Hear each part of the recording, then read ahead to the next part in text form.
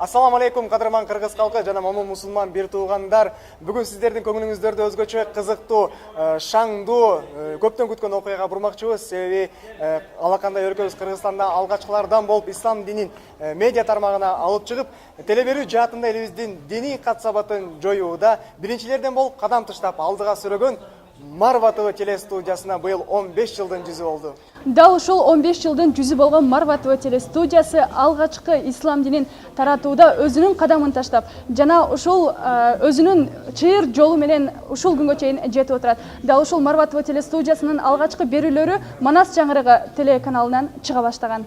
Ошол учурдагы көзөмөлдөрдө элдин эсинде калган, же болбосо абдан актуалдуу, популярдуу, кызыктуу болгон пайгамбарлар тарыхы, ошондой эле белгилүү алымдарыбыз чубак ажы баштаган шарият теле берүүсү, жана ошондой эле дагы бир суроо, альхамдулиллах мусулманмын, түшүнүк программасы, жана ошондой эле ислам баардыгы үчүн теле долбоорлору Марва ТВ телестудиясынын тушоосун кескен десек болот. Ал эми учурдагы берүүлөрүн айта турган болсок, жалпы коомчулуктун көйгөйүн чагылдырган жаштар сүйлөсүн берүүсү, жана жаш наристелер үчүн бейиш балдары, жана жалпы коомчулукка өзүнүн актуалдуу маселелерин козгоп берген чыйыр программасы, жана Куран аяттары, насыйкат, дал ушул сыяктуу программалар бүгүнкү Марва ТВ телестудиясынын көркүн ачып келет.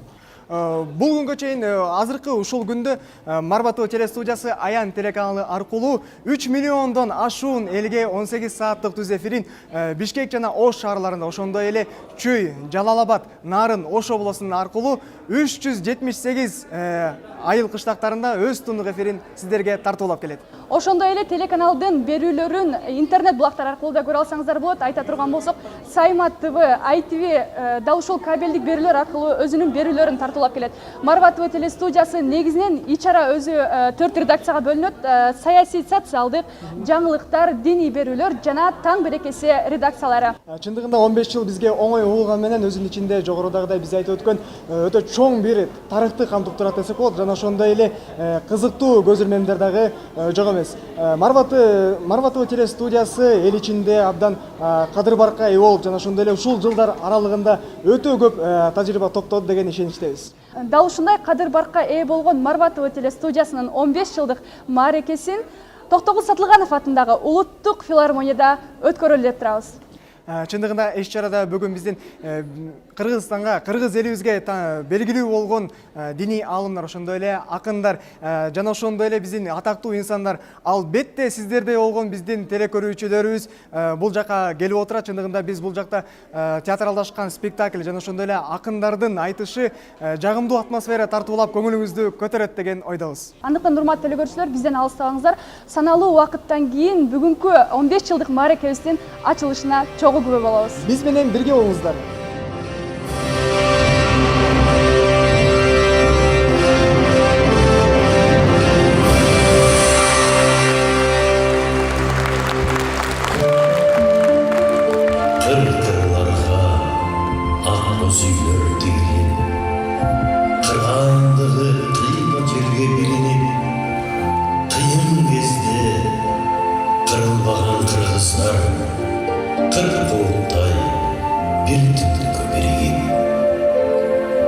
Кыргыз болмолу, өзүнүн элдиктигин жоготпой жашап келди.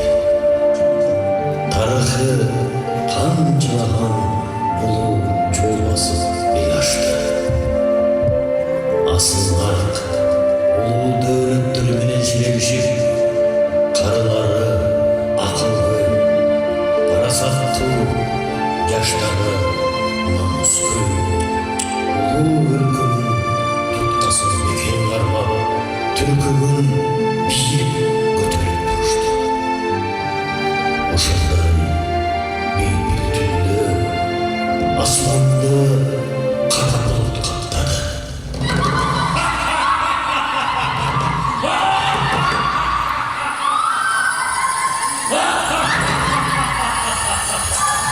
Мен жамандыктын символу дешет. Ооба, мен жаманмын. Дүйнөдө менден улуу күч жок. Мен керек болсо адамзатты соолутуп жок кылат. Адамзатты соолутуу мен үчүн түпкү турбаган нерсе. Анын ыйман, алимин, маданиятын, адамдык сапаттарын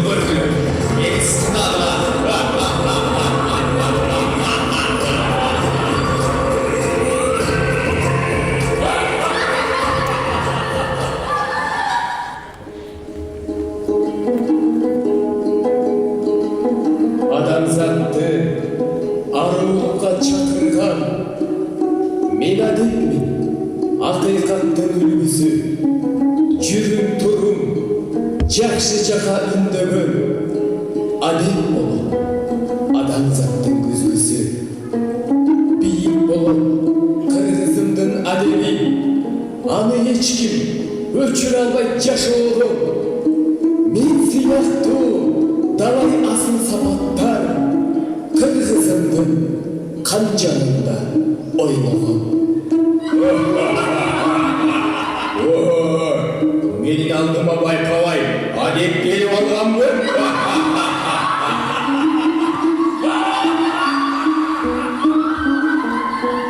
Ой,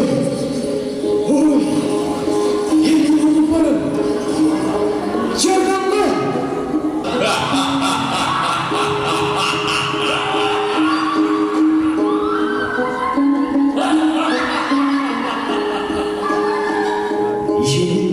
Жашоодо жалгыз адамды келечекке байыптайм, ыйманымын, жакшылыктын ачкычымын, кең ааламда кадам салып барыштайм.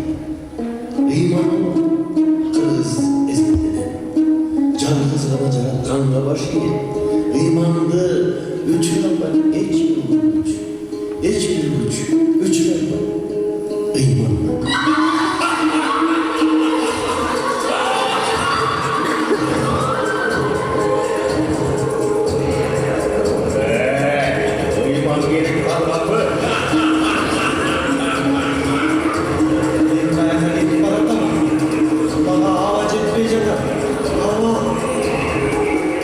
Мен маданият, ар бир элдин үзгүсүмүн, эзелтеден адамзатка эң шаркап келе жатам. Кең ааламга жарыгымды чачамында, таң менен кошо атып, күн менен кошо батам. Кыргызымдын комуз күрүсү, дастандары, каада салты, үрп-адат оюндары, жеңилбей келе жатат тоскоолдуктан, жол басып, нечен кылыңдарды. Маданият эмне?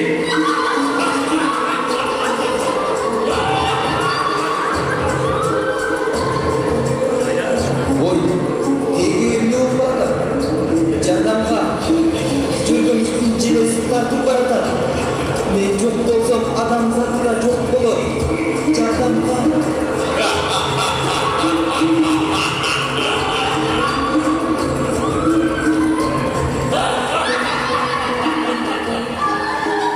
Көк асманды кара булут каптады.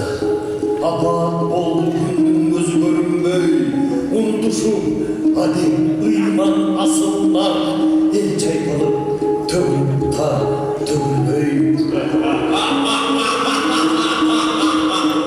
Кара күчтөр турду жетте каптырып, көйлөп кирип өз жашоосун шат кылып, унуттуруп маданият байлыгын өз мекенин өзүнө жаткырып. Караңгы кандай коркунучтуу. Мен düşüp soğulup barattam. Жардам берен жан бар. Деңиз кандай күнгө түшкөн? Бул тургун кандай бошодон? Мага сен кылмы? Караңгылач. Мени кээде күнүм өчүп. Көркүм бузулду. Кыргыздарды гүлдеп турган кезимди эстесем, кыргым түтөй. Эми кандай айла кылабыз? Элдин маданияты адеби чогулгон кезде адамзат кандай жолго бараарына күбө болушат. Табалагыла, назаттагыла.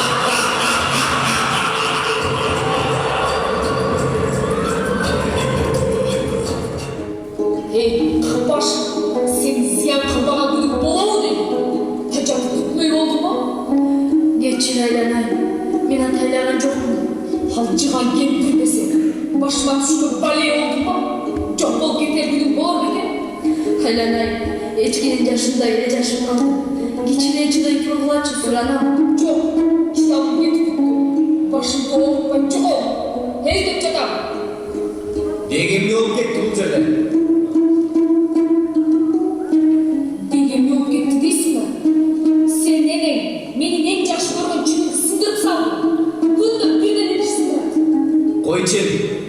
болот.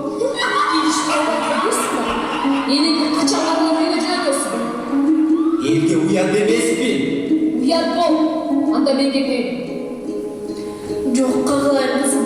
Ben gideyim. Kağılayım oğlum. Ben rahat gideyim. Apa, bizge kışlık veriniz. Sizdin ayınızdan uyda günde vurur.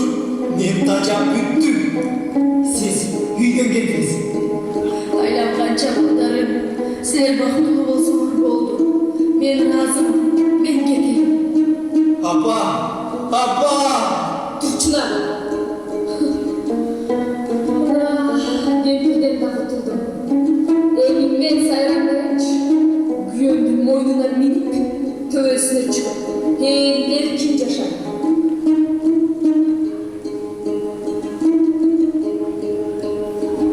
Kaçan ele kız balası. Yüzüne isim bakıp bay. Karılar düğün alıp var be. Bunda beni eve geysi sorguçum.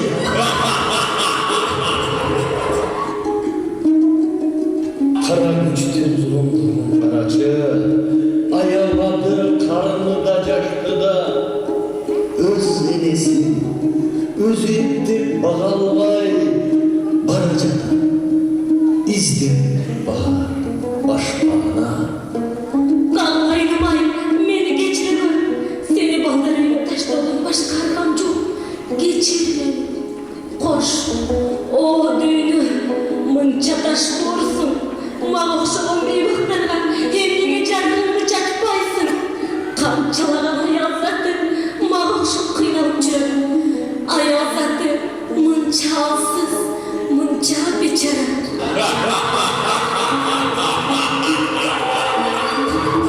Çok, ben seni taşlayayım. Taşlaşın beni. Geçin beni. Anadolu adamısın. Bunda benim ilgiliyim.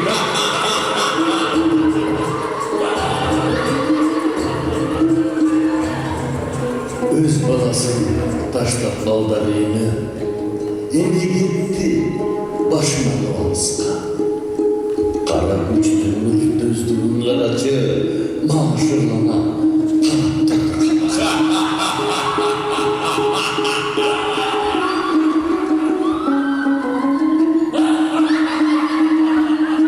Hey! Ölçün! Dedi komuzdun ünün. Kınkıldak deli uykun delmek. Maga rok çagar, rok. Bana da rock çıkar. Gel biliriz. Muzika! 1, 2, 3 o'clock, 4 o'clock, rock. 5, 6, 7 o'clock, 8 o'clock, rock. 9, 10, 11 o'clock, 12 o'clock, rock. We're going to rock around 8 o'clock tonight. What is that? Right, so shall we have some fun? Let's go.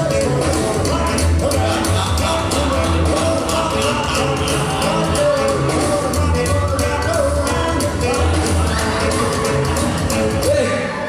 Men çarçadın mı? Gel, kayıp alalım. Men sayımın gelip çakatlayım. Давай, давай. Мына азыр эле даярдай кой. Karadılar. Arastırı ufakların kanday alma çektirdi. Alan bangilikten kullanıp öz kahrına balta çağ katacak. Aları niyet kaçan komuzdu. Manastır uçbay. Bulda beni eve geysiz zor güçüm. Yaş baldardı, kampırtıka aylandı, akıl isim orkidaka aylandı. Başka dinge, ötüp yetti göktaşlar, akçabaylı, gülü kakterbaşı. Karanlık, en uzarlarına sınıfır. Buna bizim altıradım azdım ben. Bulduk bundan sana kaytıp boşalım. Kanday ayına aman Tavanı, düşün tavanı, gördünüz kırkına, adet inanmıyor yaşlı oldu. Bu köyün kendinin çarpayı, madalya, gülü oldu. Hey, Karaniye!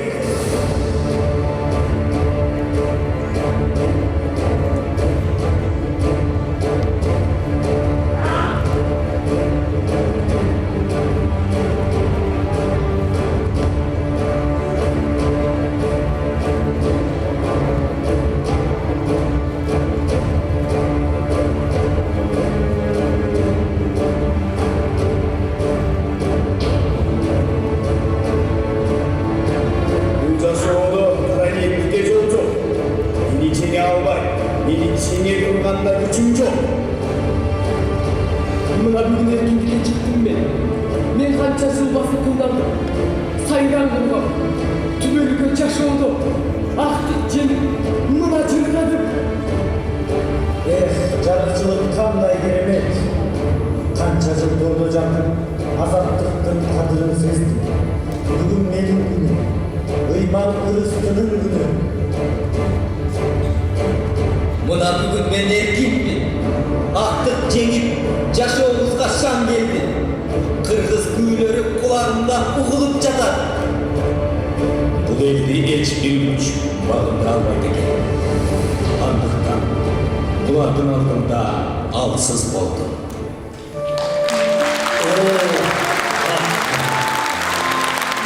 Жарық шоуларында чат.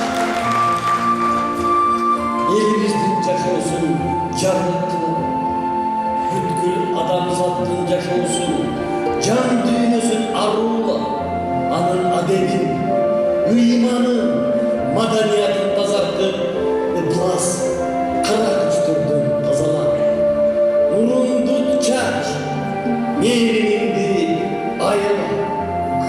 Энеке, бизди кечирип коюңузчу. Биз жаңылыптырбыз. Бизге иман келди. Көрсө сиз биздин төрөбүздүн көркү турбайсызбы? Сизди эми көпөлөп багабыз, апа. Ақылсыз балаңызды кешіріп қойыңыз, апаке. Сіздің менің мейіріміңіздің, бақытыңыздың қадірін ем сездім.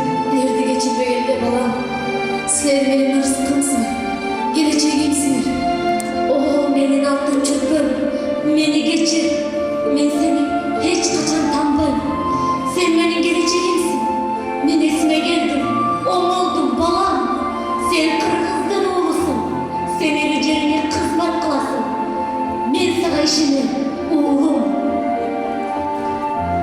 Батыштын жан кыйнаган рок музыкасы биздин жүрөгүбүздү, ыйманыбызды ээлеп алган турбайбы?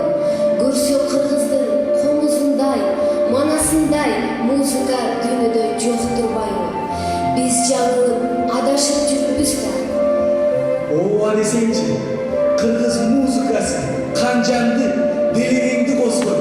Кел, кыргыз бийин, бийлеп бир эс алалычы. Hakikatin gerçesi, anasının osiyatı, Kırgız'ın ötlüşü, uçuru, geleceği, yaşayın, Kırgız'ın ümit şoğlası, hakikatin gerçesi. Бүгін Марва телестудиясы 15 жылдан бері атат. Бұл шынында 15 жылдық игілікті завод, 15 жылда қаншалаған жүздеген мыңдеген передачалар берілді. Шын ең негізі бұл ақиқат динди чагылтуу, ошонун түз жолду элге көргөзүү, ар кандай фанатизмден, экстремизмден башкадан тышкары болуп, ушу жаштарыбыз, элдерибиз акыйкат динди билсин деген аракеттер болот. Анан бир эле түз дин эмес, динге тиешелүү, дин негизинде жаратылган салттар, эрежелер, адеп ахлак, ушунун бүт тегеренде иштеп келатат. Алла таала ушул жамааттан ыраазы болсун.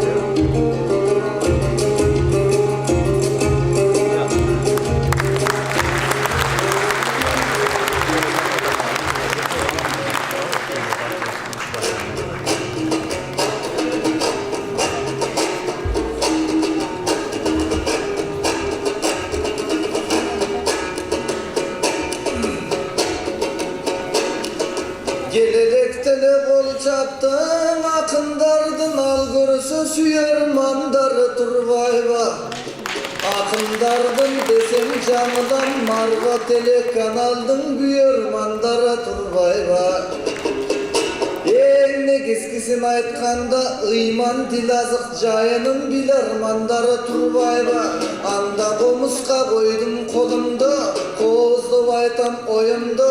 Marva telekanalı 15 yılga çıgıpsın, kutluktap geldin toyumda. Jatan jakşın adamlar karasam omu solumda. Jakşı adamlardın içinde bir jar kıratayın jifonumda. Assalamun aleykum ve rahmetullah ağayan.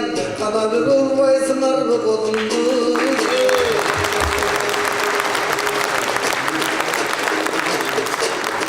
Jakşı Жакшы жерген ушундай ийилгенип турат эмеспин, ала канча атсам ушинтип дем берип турат эмеспи. Жалаң жакшы адамдар сиралге бере албайм дечи кеңеште. Эми Марва телеканалым туылган күнүң кут болсун. Кеше Жаллабатта аян деп аталып, Марва деп аталып, Нарындан аян деп аталып, Кыргызга кызмат кылууга жуунган күнүң кут болсун. Жакшылыгың ушинтип төгүлгөн күнүң кут болсун. Жалпы кыргыз элине көрүнгөн күнүң кут болсун. Жалаң хадис берүүлөр берилген күнүң кут болсун. Жүрөктөргө жылуулук себилген күнүң кут болсун. Жакшылыктар жыш болсун, жамандыктар тыш болсун. Силерди жаман көргөндүм, мышыктары дойпуш болсун. 15 жашта суyu кайган Марва туулган күнүң кут болсун.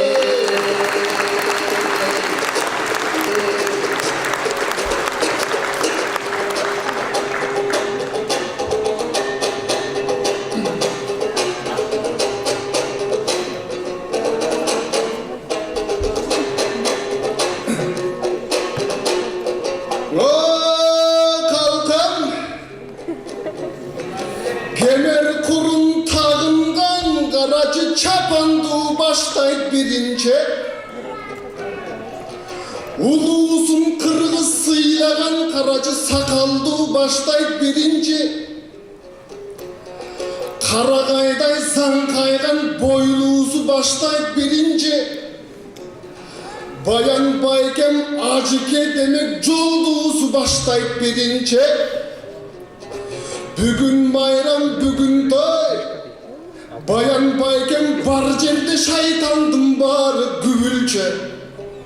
15 yılga toluptur Marva TV kanalı bugün studiya boldu suyuncu. Men dağı turan kıvanap kaldım men menen koşo suyuncu. Bolbosa 15 yılga geldi de bugün filarmoniya kutlandı. 15 yıl onoy cilemestip Marva kanalı şıktandı.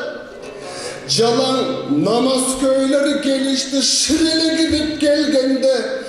Ah beyiştim bağı cıttandı. Görse kör canımdı karasam Mars ustazın siyaktın alımlar gelgen turbaydı. Nurullan baykem gagacı jakındar gelgen turbaydı. Bolboso akını bolgon Kırgızstın karacın atamdar gelgen turbaydı. Asıldar gelgen turbaydı. Uşundaylar barında tartbayızda çöplüm kaydı. Marvanı bugün tuttukta tökülüp alıp ırdaydı. Kağılayın gökçülüp bağrında görüp tındaydı. Alemi Marva degen emine men düşündürsem elime tikil Mekke jelinde kadimki Mekke'nin elinde Safa Marva toğusu var. Hacar enem Alcerige çıkkan toğusu turbaydı. Al Turgay Hacar enemdin kaygısını ukkan toğusu turbaydı. Oşonduktan aytarım İsmail'day paygambardın zamzam çıkkan jereken. Oşonduktan aytarım Marva dep atap koyuptur, oşondon bolup beleken. Oşonduktan aytarım azar kanalların toltura. Жылаңаштап чулкаган кыздарların көрүшөт, кыздарların көрсөтөт. Болбосоң ыйманы тайып дининен балдарыңды көрсөтөт. Батыштың сасып жатқанын бийликтерин көрсөтөт. Ал Марва TV канал карачы, чубагачы сыяктуу баяндарын көрсөтөт. Ыйык Куран хадисин аяндарын көрсөтөт. Ошондуктан айтарым, кагылам Марва каналың асманың ачык көк болсун, телегейиң төп болсун. Agayım Kırgız kalkımda jakşı kanal dep köp bolsun. Agayım Kırgız kalkımda mınan özüngдөй kanal köp bolsun. Oşonduktan aytarım, kagılan Marva kanalım. Atağın jetsin tetigil London, Paris, Dubayga. Men tileymin Kudaydan batabız jetsin Kudayga. Көп кыйынчылык болот турбайбы Марва каналын айба. Ошондуктан айтарым кагылайын туугандар, ден соолугуң бар болсун. Токтогул акын айткандай мингениң сениз жал болсун. Ардайын силердин үйүңөр күлкү менен шаң болсун. Ошонун баарын колдомок Аллахым өзү жар болсун. Ажыға барған кишидей бата бере кетеле, қалқын көтер қойчу қолыңда. Алымдар айтып қалтырған ақылда болсын сан мың сөз. Асқада қалсаң құтқара аталар айтқан әрбір сөз. Шындықты көріп тұруға чылпақсыз болсын әрбір көз. Қалқым қайрылышта тізгін бол, қаранарға күзгін бол. Ассалому алейкум деп сұнылып тұрсын біздің қол. Алейкум салам деп айтып али қалсын сіздің қол. Сыйлашып дайым жүрелі, сырдашып дайым жүрелі. Бешіктен қабырға чейін арман күн 5 күндік екен біздің жолы. Бағынталы соменен ашады қалқын томенен. Қолымды жүзіме тартып қойын, ағайын саламат болғын омегейде.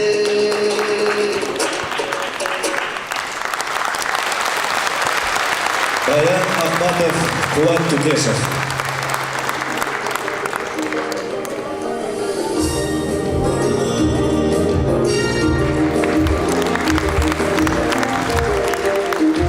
Кутмандуу күнүңүздөр менен кадырлуу бүгүнкү мааракенин коноктору. Бул күн Марва ТВ телестудиясынын жамааты үчүн, ал эле эмес Марванын күйөрмандары үчүн дагы өзгөчө күн. Анткени жогоруда төкмө акындар айтып өткөндөй, бүгүн Марва телестудиясы 15 жашка чыгып отурат. Эмесе кадырлуу меймандар, алдыңыздарга ушул Марва телестудиясынын учурдагы директору, белгилүү журналист, Түшүнүк телеберүүсүнүн автору жана алып баруучусу Улукбек Карбек уулун чакырып алайын.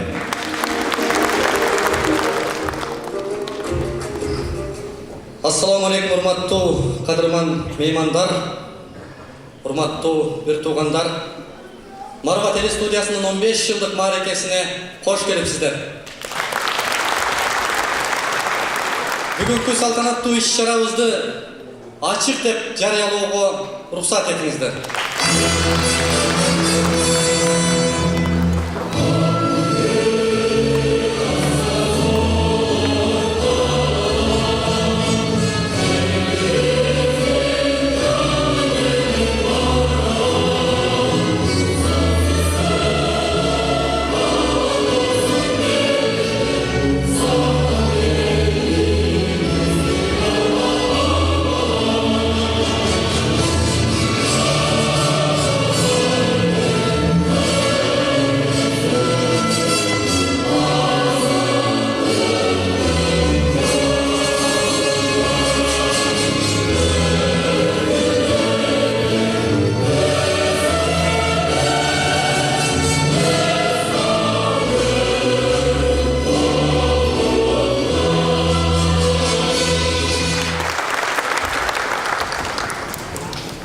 Бүгүнкү мааракебизге көркүнө көрк кошуп келип бергендигиңиздерге терең ыраазычылык.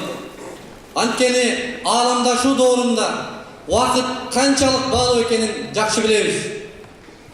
Урматтуу мекендештер, урматтуу бир туугандар, Марва телестудиясынын тарыхы жөнүндө айтуудан мурда Марва телестудиясынын багыты, максаты тууралуу токтолгум келип турат. Марва телестудиясы баарыбыз билебиз, бүгүнкү күндө исламды бурмалоо, исламды караңгычылык, терроризм, экстремизм, мындайча айтканда исламофобия күчөп аткан абалда Марва телестудиясы 15 жыл бою ыймансыздык эмес, ыймандуулук, адепсиздик эмес, адептүүлүк, жамандык эмес, жакшылык, жалган эмес, чындык, арам эмес, адал.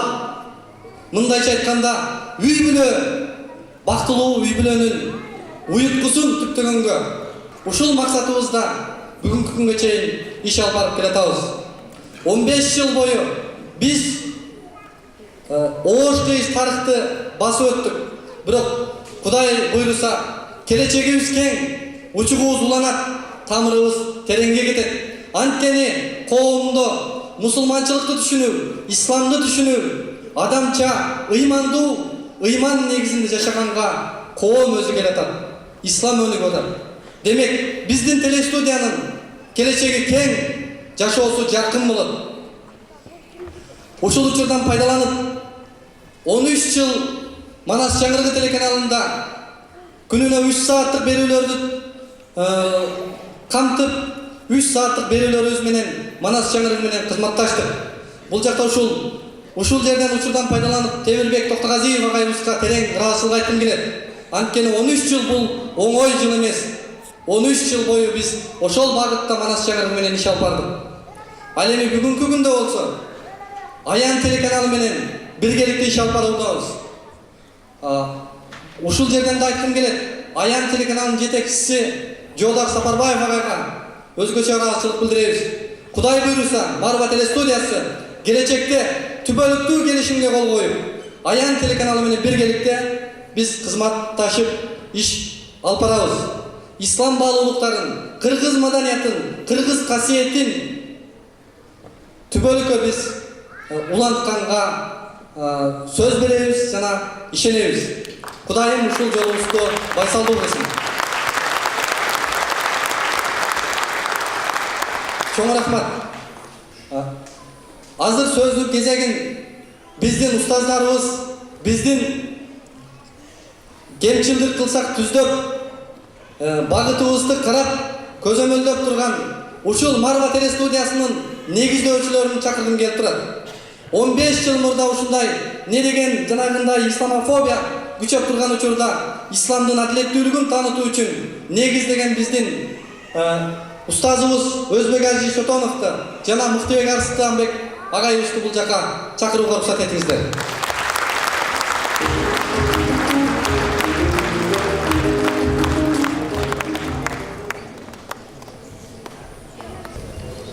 Урматтуу туугандар, барыңыздарды куттуктайм ушул Марванын 15 жылдыгы менен.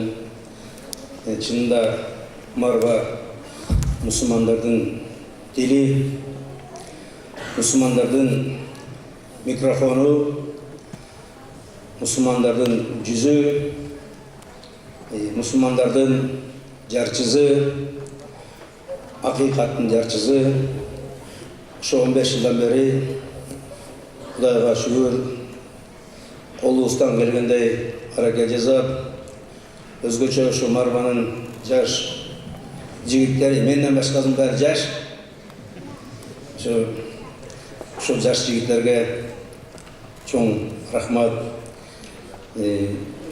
Кандай кыйынчылык болсо да чыдап, качып кетпей, башка көп айлык берген каналдарга качып кетпей бекем туруп атат. Мен айтам, айлыгыңардын жарымызы бизден, жарымызы бейиште даярдап атасыздар үчүн деп. Мен ошолор баары иштеп атат.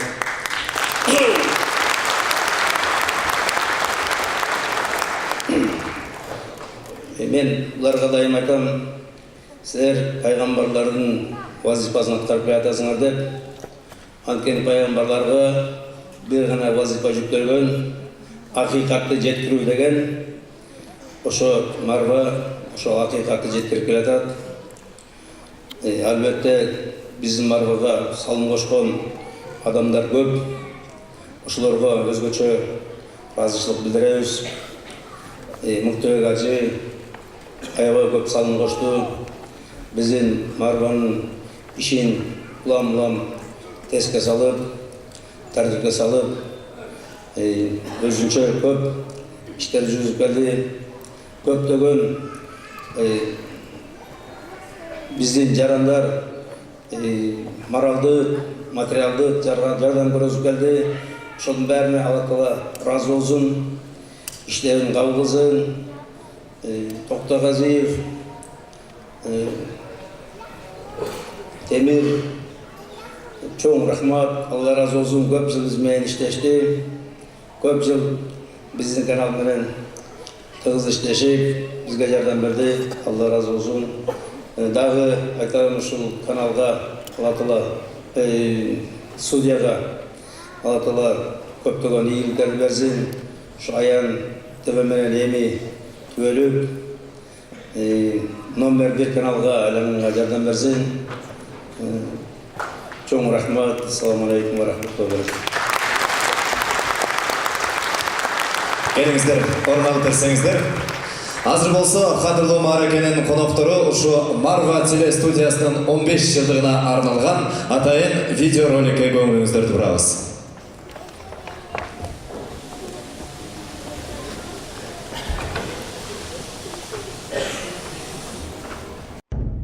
Кыргыз элинин түбөлүктүү улуу мурасын сактап, кылымдарды карыткан кыргыз салтын бийик тутуп, жаш муундарга туура багыт көрсөткөн акыйкаттын жарчысы Марва телестудиясына 15 жыл.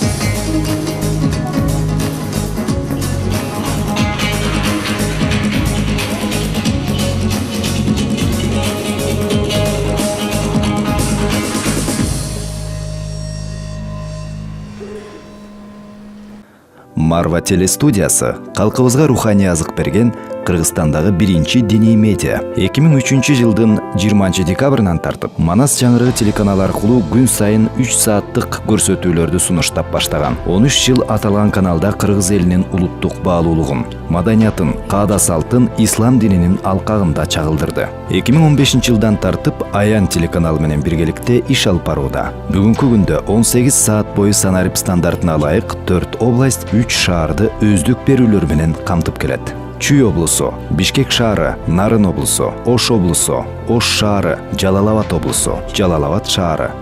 Өз ишин мыкты билген адистерден куралган жамаат күнү түнү диний багыттагы көрсөтүүлөрдү даярдайт. Телеканалдын потенциалдуу аудиториясы 3 миллиондон ашык адамды түзөт. Ал эми Марва телестудиясынын продукцияларын төмөнкү кабелдик телекөрсөтүүлөрдөн көрүүгө болот. Сайма ТВ, Смарт ТВ, Мега Смарт, Хомлайн ТВ, Макслинк ТВ, Сапатком ТВ, Май 4G ТВ, ITV интернет телеберүүсүнөн, TV Mix KG интернет телеберүүсүнөн. Ошондой эле Марва телестудиясынын берүүлөрүн дүйнөнүн чар тарабынан интернет аркылуу онлайн тивинде көрүүгө болот. Марва KG сайтында түз эфир, TV Mix KG сайтында түз эфир, төмөндөгү медиа порталдарында Namba KG, Tez KG, 888 KG, соц тармактарда YouTube, Facebook, ВКонтакте.com, Одноклассники, Instagram. 18 сааттык көрсөтүүлөрдүн контентинин 50% өздүк берүүлөрдү түзөт. Алардын басымдуу бөлүгүн диний, саясий, социалдык жана маданий тематикадагы берүүлөр толуктайт. Жаңылыктар программасы күн сайын кечки саат 8-де обого чыгып, коомдо болуп жаткан кубулуштарды оперативдүү чагылдырып турат. Шарият телекөрсөтүүсү ар аптанын жума күнү кечки саат 7-ден 8-ге чейин аралыкта телекөрүүчүлөрдүн шарият маселесине байланышкан суроолоруна түз эфир аркылуу дин илим поздору жооп берет. Чыйыр ток-шоусу 2012 жылдан тартып аялдар маселесине байланышкан коомчулуктагы актуалдуу маселелерди ар тараптан талкууга алып келет. Бул убакыт аралыгында 300гө жакын теманын айланасында көрсөтүү уюштурулуп, социалдык жактан коргоого жана колдоого муктаж аялдардын проблемалары чечилди. Таң берекеси телекөрсөтүүсү. Таң берекеси иш күндөрү таңкы саат 8-ден 10-го чейин аралыкта пайдалуу маалыматтарды камтыган рубрикалар, сюжеттер жана коноктор менен кызыктуу маектерди сунуштайт. Бейиш балдары телекөрсөтүүсү. Бейиш балдары телекөрсөтүүсү иш күндөрү кечки саат 6-да балдарга арналган таалим-тарбиялык берүүлөр менен жаш жеткинчектерге жана ата-энелерге пайдалуу маалыматтарды сунуштап келет. Ислам тарыхы телекөрсөтүүсү. Марс Ибраевдин алып баруусундагы бул берүү кылымдар бою өмүр сүрүп келаткан ислам тарыхындагы орунттуу учурларды, өрнөктүү мисалдарды жана маанилүү маалыматтарды сунуштайт. Түшүнүк телекөрсөтүүсү. Коомдогу саясий, социалдык багыттагы актуалдуу жана көйгөйлүү маселелер боюнча компетенттүү эксперттердин талкуусун уюштурат. Марва телестудиясы тарбиялык мааниси терең чет тилдеги роликтерди, мультфильмдерди кыргыз тилине которуу иштерин баштады. Атап айтсак, буга чейин бир нече социалдык роликтерди жана пайгамбар тууралуу тартылган Ибрахим Аллахтын халили, Муса алейхиссалам жана Аллах тааланын сүйүктүү пайгамбары Мухаммад саллаллаху алейхи вассалам деп аталган 90 сериялуу мультфильмдерге үн коштолду. Марва телестудиясы ар дайым телегөрүүчүлөрдү жакшылыкка чакырып, пайдалуу, кызыктуу, эң негизгиси жан дүйнөгө азык берүүчү көрсөтүүлөрдү даярдоого дайым тилгир. Марва телестудиясы Акыйкаттын жарчысы. Алдыңыздарда Турдакун Ниязалиев.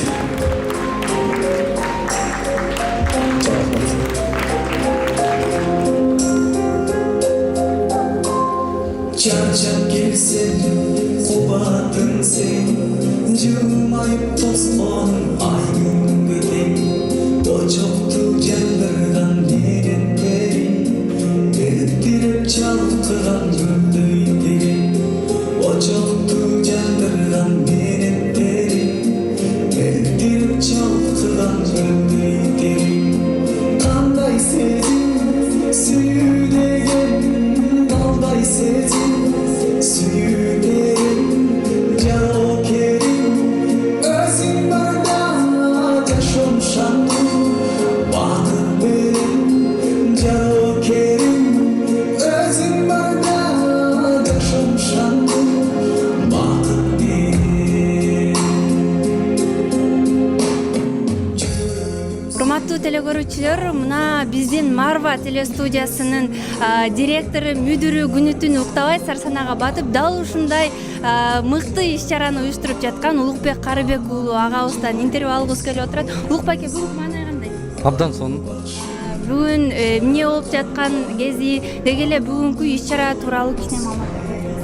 Бүгүн абдан толкундануу болуп атат. Марва телестудиясынын 15 жылдык мааракесин Кудай буйруса салтанаттуу түрдө баштап атабыз, чоң масштабта. Ошонун мааракесин бүгүн өткөзүп, абдан жакшы маанайда турабыз. Элибиз дагы көп келип атат, абдан кубанычтуу болуп атат. Биз маалымат деле тараткан жокпуз, жарыштып мындай көп жарыя кылып, бирок Кудайга шүгүр, эл жакшы келип атат. Анан менде дагы бир өзгөчө суроо болуп турган жагы, буга чейин байкадык, жөн келбей конокторубуз китептер менен келип атат. Дал ушул китеп боюнча дагы кичине маалымат бериңиз. Бүгүн биздин изюминкабыз десек болот. Бул китепкананы биздин телевидениянын базасында китепкана жок болгондугуна байланыштуу. Бүгүн калың элдин колдоосу менен китепканабыз түптөлүп атат да. Бул китепкана менен биздин журналисттерибиз базасын чоңойтуп, кругозорун чоңойтуп, деңгээлин өстүрүп, анан коомго дагы мындан да күчтүү берүүлөр жасап, мындан да күчтүү бир чыгармачылык багытта иш алып барат деген максатта ушундай уюштурдук. Албетте бул китепканабыз ачылса, Кудай буйруса бул кеңейип, мындан арыда көп бир ийгиликтер жаратат деген үмүтүбүз чоң. Марва телестудиясы Акыйкаттын жарчысы. Таза суу сыяктуу, кайгырсам кабанды жуктурчу, Курдуу таза суу сыяктуу, кандай сезим, сүйдеген, балдай сезим, сүйдерим, жарокерим, өзүң барда жашоншану, бакыт берем, жарокерим, өзүң барда жашоншану, бакыт берем.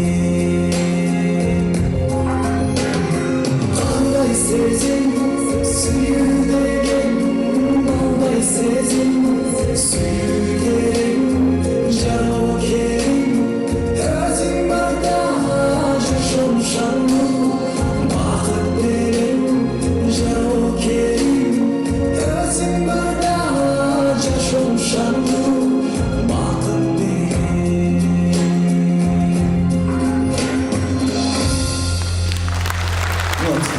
Рахмат. Мен дагы ушул учурдан пайдаланып Марва телестудиясын 15 жылдык мааракеси менен куттуктап кетем. Анан баса белгилей кетчү нерсе, мен дагы ушул чыгармачылык жолго ушул Марва телестудиясы аркылуу элге таанылып баштагам десем жаңылышпайм. Себеби ошол убакта эң алгачкы Салават деген клибим ушул Манас чаңыры аркылуу, Марва телестудиясы аркылуу элге жетип, ошондон уланбай диний ырчы катары таанылып калдым деп бекем ишенимдүү айта кетем. Урматтуу телекөрүүчүлөр, өзүңүздөр билгендей эле бизде Марва телестудиясында өзүбүздүн казынабызга китепкана дагы ачылып аткан учуру, дал ушул китепканабыздын ачылышына бүгүн бизге келген коноктор дагы өздөрүнүн китептерин ала келишмек. Азыр биз сиздер менен чогуу биргеликте байкап көрөлү. Агай, саламатсызбы? Бүгүн бизде майрам, бүгүн бизде Марва телестудиясынын 15 жылдыгы. Анан өзүңүз билгендей эле китептериңиз менен келиптирсиз, жөн келбей.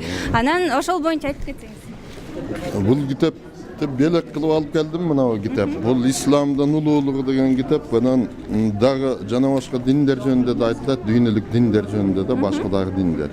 Телевидение ва дүйнөдөгү эң баалуу адамдардын аң сезимин көтөрүүдө коомду тарбиялоодо эң чоң роль ойнойт телевидениенин ролу.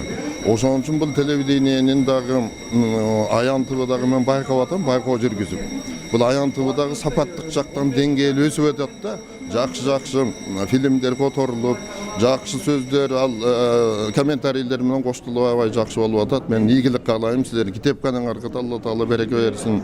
Телевидениебиз дагы элди ыймандуулукка тартып берүүгө көмөк кошо берсин. Мындан ары рахмат. Рахмат ага. Алдыңыздарда Азиз Беймырза уулу Манастан үзүндү айтып берет. Алмамбет уйлу карады, алдында сары таланы, құлпырған гүлдер иелеп, құттықтап досту аланы, жолдошу жонды жарағы жол бұрыстан сүрді қараны, құтылсам деп қапырдан қуанып қана сіздің адағың.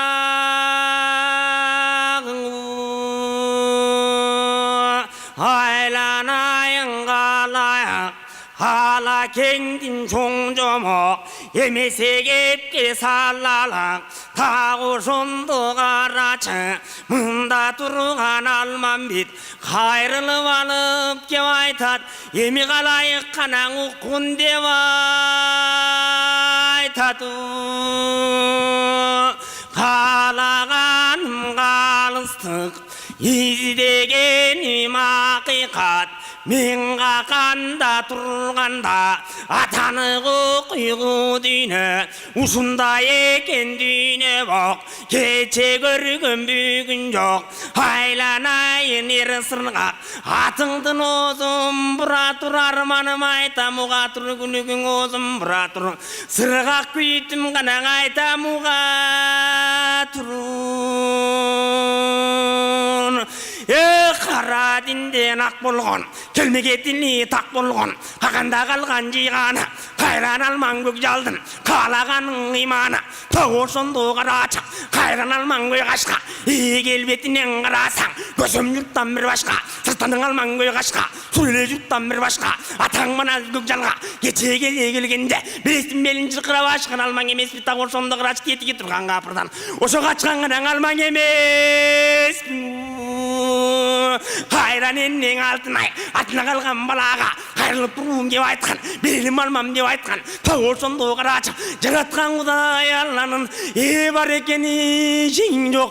Қаласаң қымшында вақиқат, кетіге тұрған ай көлшер. Айран Алмамбет белестің, белін шырқырап ашып кетсең болушы тауыр сонды қарачы. Ошынды бақты ғана башқа қонучың. Ерекең жұрды алтынай, айтқан кепке көндеме, тағы шонды қарача, зұлымдық менен арамдық, мұғыл тұрған қапырдан, қайран алман көй қашқа, баяғыдай болыстан мұғыл тұрған манасқа, келген жере дағы бар, айланайын қалайық, айтқаным жалған болбосо, андағанығын ғана кепке салып.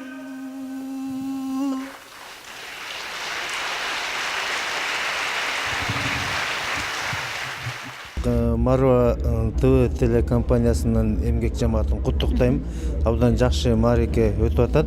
Бул деген сөз 15 жылдык сиздердин эмгек үзүрүңүздөрдүн жакшы жыйынтыгын эл баалап катышып отурат. Мынакей концертте азыркы жыйында абдан эл жогорку маанайда отурдук. Тарбиялык маанидеги жакшы бир бул жердеги көргөзмөлөр болду, куттуктоолор болду. Ушулардын баардыгы бул кандайдыр бир деңгээлде бул сиздердин телекомпаниянын бир жетишкендиги коомдо өзүнүн бир ордун тапкандыгынын белгиси деп эсептеймин. Ошондой эле биз да сүйүнүч менен абдан жакшы кабыл алып ушул бүгүнкү иш-чарага катышып бердик. Кудай буйрса мындан бияка да алдыга өсө бергиле, алдыга өнө бергиле. Мени бир кубандырган жери бул телекомпанияда азыр карап отурсак бардык жаштар иштеп атат, жаштар чуркап жүрөт, жаштар кызмат кылып атканы бул келечектеги чоң үмүт бар деген сөздү түшүндүрөт. Ушул нерсе мени абдан кубандырды. Ийгилик сиздерге.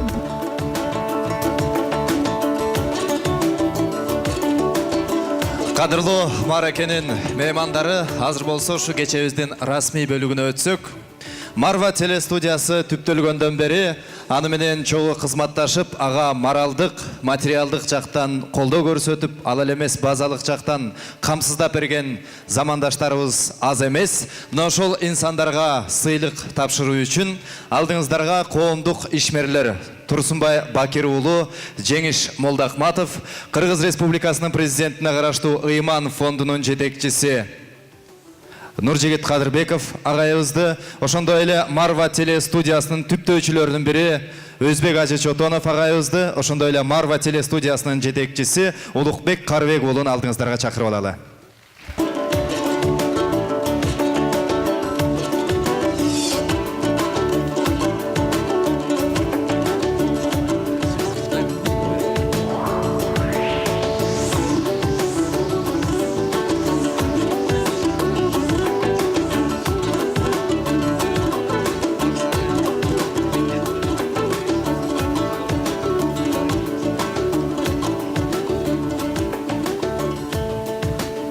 Мамлекеттик деңгээлдеги кайрымдуулук иштери менен алектенип, Марва телестудиясынын тандаган багытына төп келген эмгеги жана көп жылдык кызматташтыгы үчүн элдин алкышына арзып келген Саид Баюме ардак грамота менен сыйланат.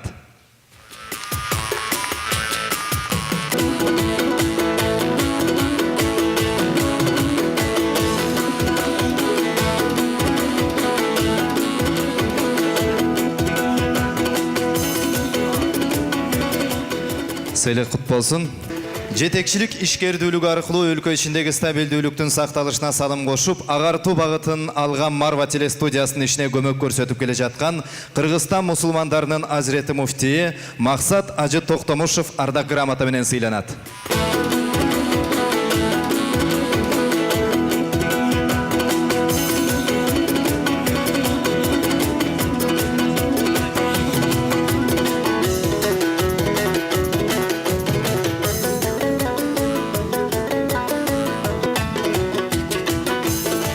Мамлекеттик деңгээлдеги кайрымдуулук иштери менен алектенип, Марва телестудиясынын тандаган багытына төп келген эмгеги жана көп жылдык кызматташтыгы үчүн элдин алкышына арзып келген Нурмухаммед Миңбаев ардак грамота менен сыйланат.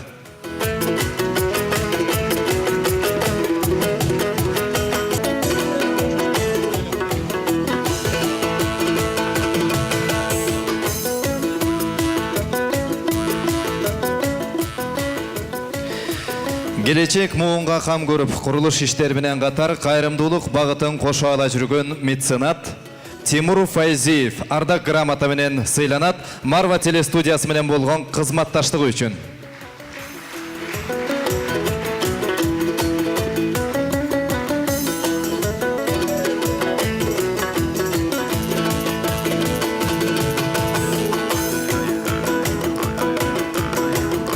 Ассаламу алейкум.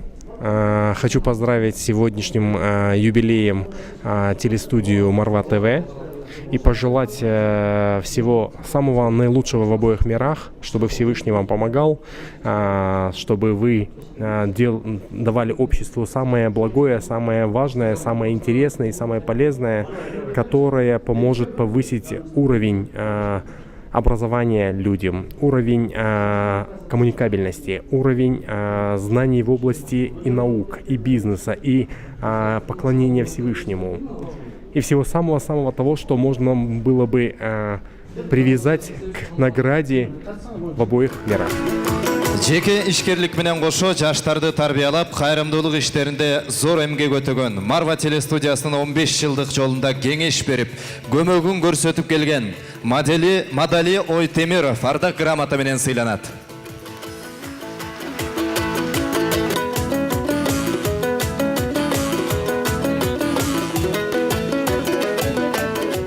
Марва компаниясына биз бир гана ийгиликтерди каалайбыз. Мындан да келечекте өнүгө өсө берсин, жакшылыкты тарата берсин, акыйкатты таратсын. Биз бир гана кааларыбыз ошол Марва компаниясынын келечекте эң алдыңкы телестудиялардан же телекомпаниялардан болушуна биз тилектешпиз. Сыйлыгыңыздар кут болсун.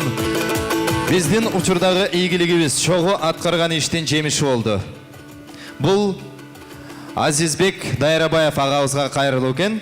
Сиз өз жумушуңузду сүйгөнүңүз, берилип аткарганыңыз, жоопкерчилигиңиз, телестудиянын ишин алга сүрүүдө жаштарга кеп кеңешин аябай, бардыгына бирдей мамиле кылып, жардам көрсөтүп, колдоого алганыңыз жалпы жамаатка пайдасын берди. Көптөгөн инсандарды үйрөтүп, жол табуусуна шарт түздүңүз. Убакыттын өтүшү менен ишибиз жогору жылууда. Сиздин чогуу аткарган эмгегиңизге ыраазычылык билдирүү менен алдыда дагы жаңы жетишкендиктерге чогуу барабыз деп үмүттөнөбүз. Марва телестудиясы.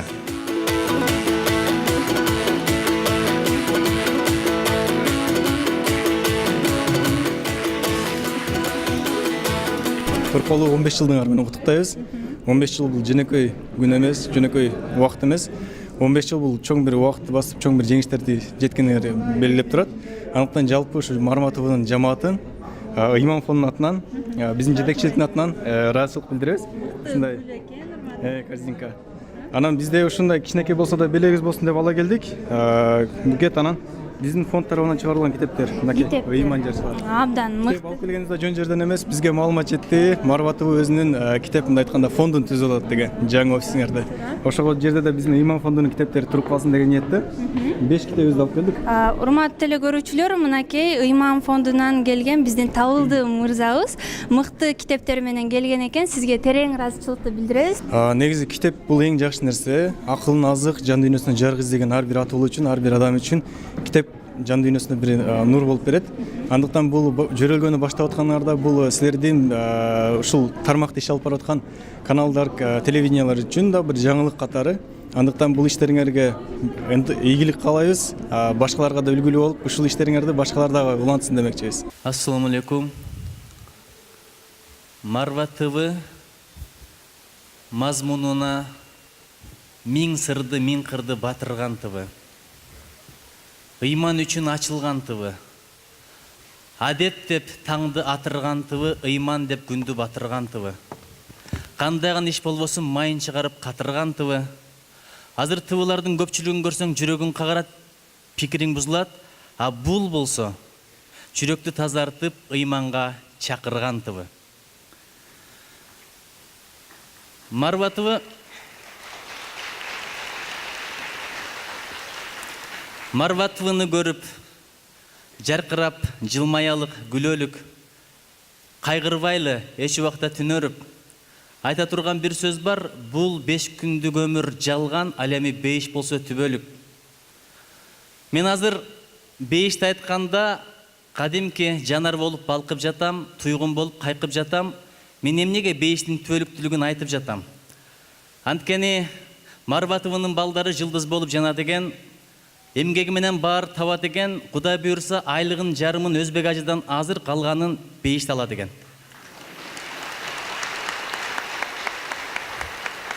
Менин тилегим аз болсо да көп көрөлү. Айтканыбызга өзүбүз төп келели. Бейиш деген бир айлык эмес, түбөлүк. Ошон үчүн Марва ТВнын миллион жылдыгын Фирдаус бейишинде өткөрөлү.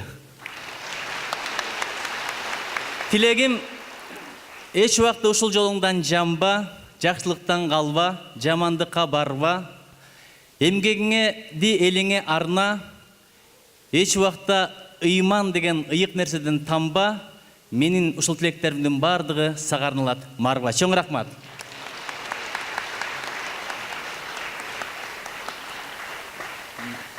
Эркек кишиге гүл бериш да кыйын экен.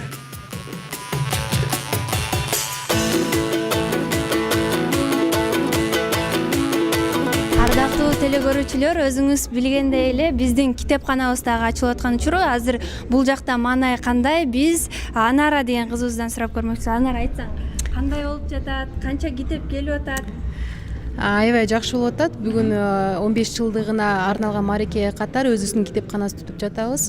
Анан коноктордон абдан ар кандай тармакта китептер келип атат. Көрүп тургандай эле бул жакта диний китептер, үй бүлөлүк китептер, жаш балдарга арналган китептер, ошо менен адабий китептер келип атат. Фондтордон түшүп атат. Жеке адамдар өзүнүн белек кылап келген китептер да болуп атат. Абдан сонун, бүгүнкү маанай абдан сонун өтүп жатат.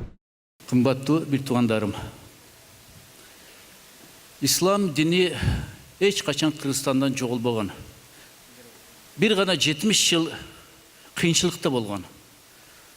Ошол кезде бекитип болсо да намаздарын окуп, Куран окугандарга, мусулманчылык парыз аткарып жүргөн ата-энелерибизге мен тазим этет элем.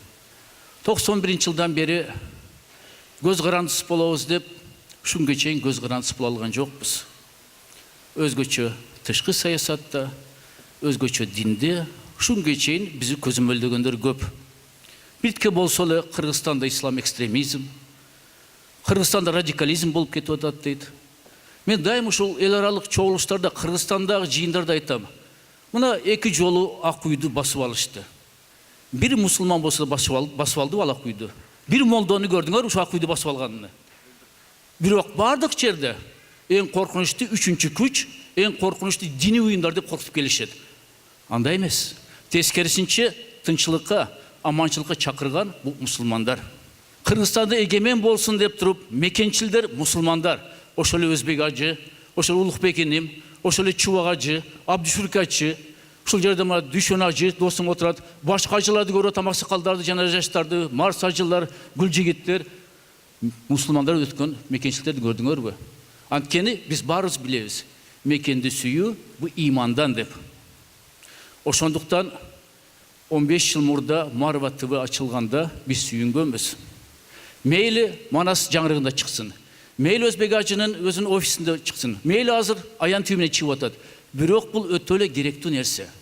Сахих хадистерде айтылгандай, жакшы ишке кошулсаң, ушу жакшы иштин сообу сага да тиет. Жаман ишке кошулсаң, жаман иштин күнөөсүндө сен да тартасың дейт. Кудай шүкүр, жакшы ишке кошулуп келип атабыз. Анан бул телестудияда Өзбек ажы туура айтып кетти. Мен бир кызыгып эмгек майнасы сураганмын. Бул эмгек майнада башка телестудияда журналисттер иштебейт.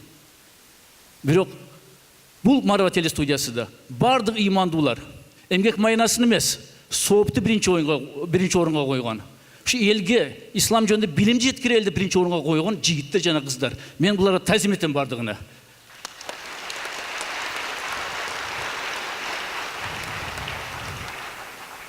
Мына Өзбек ажы менен кызматташып келип атабыз. Марва ТВ ачылганда Өзбек ажы түзгөн ушу телестудия менен, ошол эле Улукбек ини менен канча жолу чыктык программаларга.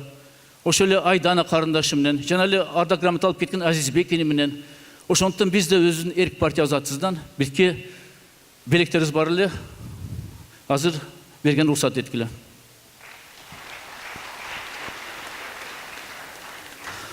Марва телестудиясынын 15 жылдыгына карата эген мамлекетибиздин жана Эркин Кыргызстан эрк партиябыздын пайдабалын курууда кошкон зор салымы үчүн жана кызматташканы үчүн Ардак грамотасы менен Марва телерадио корпорациясы сыйланат. Улук.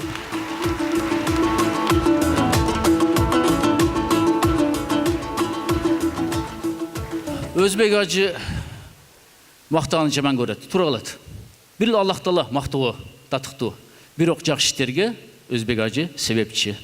Мына бүгүндө Улукбек ини менен озуна уктуңар. Ушул телестудиянын негиздөөчүсү Өзбек ажы жана Мыктыбек ажы деп. Ошон үчүн эрк партиясынын медалы менен, анткени бизде диний партиябыз, ушу диний бир тууганымы, досумду Өзбек ажыны куттуктап койгону уруксат эткиле.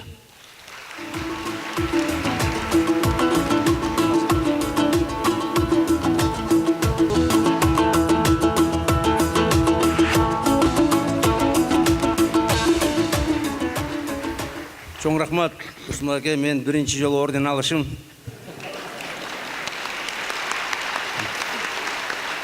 Мен өкмөттүн орденин албайм. Мен Алла Таала берсе болду деп эсептешем.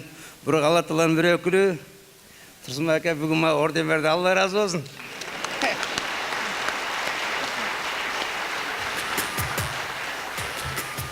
Ак мөңгүлүү ала тоону мекендеген, ак калпактуу, ак элечек кийген, алтындай болгон биздин кыргыз элим кең пейилдүү, келечектүү, касиеттүү, ыймандуу элим. Ассаламу алейкум.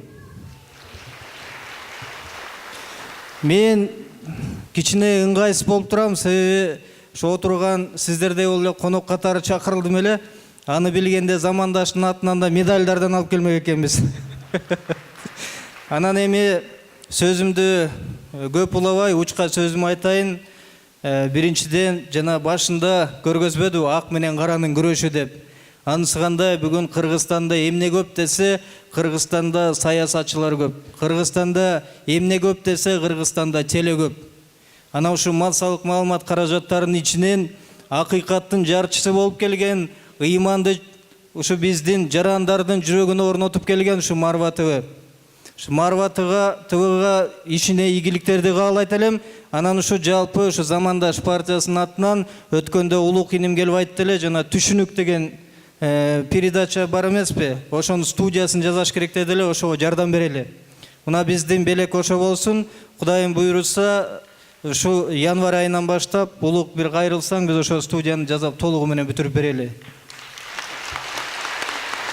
Анан сөзүм акырында айтат элем, ушу азыркы ааламдашы учурунда жана да энем айтпадыбы?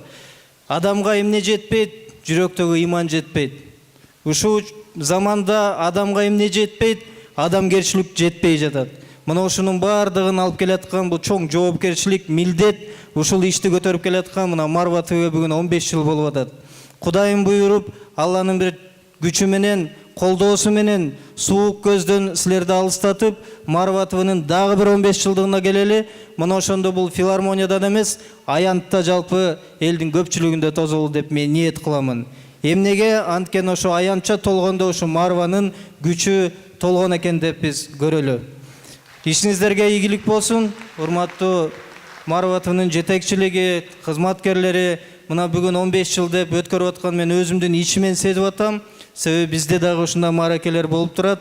Бул өтө чоң иш болду.